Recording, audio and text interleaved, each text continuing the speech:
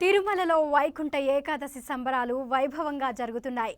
శ్రీవారు స్వర్ణ రథంపై ఊరేగుతున్నారు. స్వర్ణ రథంపై శ్రీవారిని దర్శించుకునేందుకు భక్తులు పోటెత్తారు.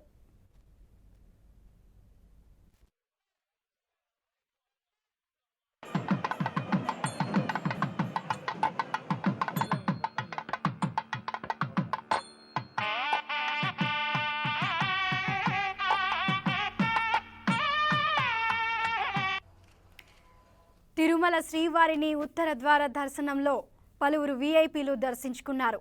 వైకుంఠ ఏకాదశి సందర్భంగా తిరుమల భక్తులతో కిటకిటలాడుతోంది.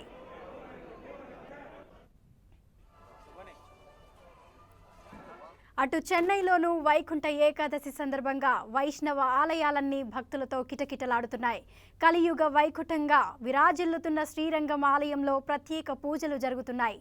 లక్షల సంఖ్యలో భక్తులు స్వామివారిని దర్శించుకుంటున్నారు. ప్రఖ్యాతిగాంచిన ట్రిప్లికేన్లో శ్రీ పార్థసారథి స్వామి ఆలయం భక్తులతో కిక్కిరిసిపోయింది.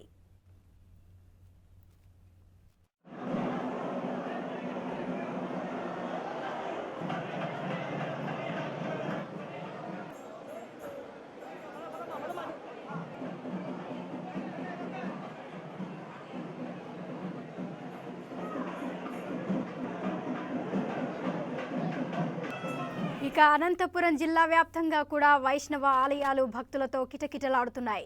ఉత్తర ద్వార దర్శనానికి భక్తులు పోటెత్తారు. తెల్లవారుజాము నుంచే ఆలయాల దగ్గర బారులు తీరారు. అనంతపురం నగరంలోనే పురాతన ఆలయం చెన్నకేశవ ఆలయంతో పాటు పలు వెంకటేశ్వర ఆలయాలు కిటకిటలాడుతున్నాయి.